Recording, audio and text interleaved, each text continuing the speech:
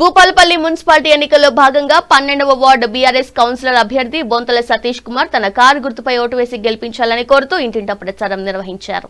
ఈ సందర్భంగా ఆయన మాట్లాడుతూ 12 వార్డుల్లో నెలకొన్న సమస్యల పరిష్కారం కోసం అహర్నిశలు కృషి చేస్తానని హామీ ఇస్తూ ప్రచారం నిర్వహించారు. వార్డులో డ్రైనేజీ, సీసీ రోడ్లు, త్రాగునీరు, పారిశుద్ధ్యం వంటి అనేక సమస్యలు నెలకొని ఉన్నాయని, ఆ సమస్యలన్నీ తనను భారీ మెజార్టీతో గెలిపిస్తే పరిష్కరిస్తానని తెలిపారు.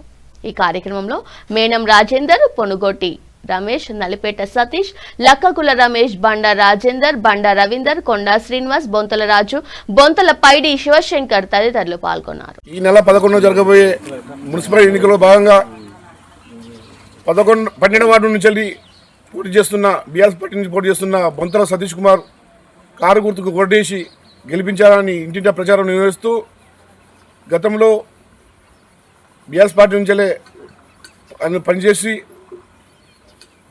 ప్రజలకు అందుబాటులో ఉండి వారి సమస్యలను పరిష్కరించుకుంటూ ఇప్పుడు అవకాశం వచ్చింది కాబట్టి నాకు ఈ 12వ వార్డు నుంచి కాంగ్రెస్ టీఆర్ఎస్ పార్టీ నుంచి నన్ను అత్యధిక మెజార్టీతో గెలిపించాలని కోరుకుంటున్నారు. ఈరోజు ఈ నెల 11 జరిగే ఎన్నికలలో బీఆర్ఎస్ పార్టీ నుంచి నా అభ్యర్థిని మా నాయకుడు గండ వెంకటరమణారెడ్డి గారు ఖరారు చేసి నాకు బీఫామ్ ఇచ్చి ఎన్నికల బరిలో నిలిపినారు. 12వ వార్డు నుండి నా పేరు బొంతల సతీష్ కుమార్. నేను 12వ అభ్యర్థిని. ప్రజలందరికీ 12వ వార్డు ప్రజలందరికీ విజ్ఞప్తి చేసేది ఏమిటంటే, భూపాలపల్లి గడ్డ మీద మున్సిపాలిటీలో భూపాలపల్లి చైర్మన్ బిడ్డ అని అదే అత్యధిక వార్డులు గెలుచుకుంటాం, టీఆర్ఎస్ స్పందించాలని ధీమా వ్యక్తం చేస్తూ, అలాగే నన్ను కూడా ఇక్కడ కాశంపల్లి గ్రామం నుండి బీఆర్ఎస్ పార్టీ నుంచి వెళ్ళి కారు గుర్తుపై ఓటు వేసి భారీ మెజారిటీతో గెలిపించాలని కోరుతున్నాను.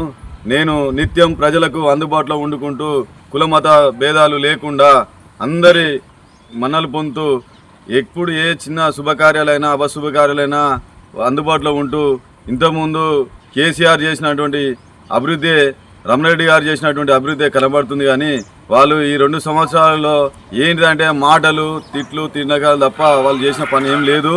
మేము చేసిన డ్రైనేజ్ కానీ పారిశుద్ధ్యం కానీ కనీసం పారిశుద్ధ్య పనులు కూడా చేసేటువంటి ఆస్కారం లేకుండా డ్రైనేజీలన్నీ అధ్వానంగా మారినాయి.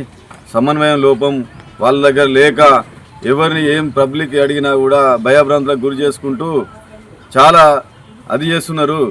కాబట్టి మేము ప్రజల శ్రేయస్సు కోరి ప్రజలు పిలిస్తే ప్రజలు పలికే విధంగా నోట్ల నాలుకగా నేను ఉంటున్నాను.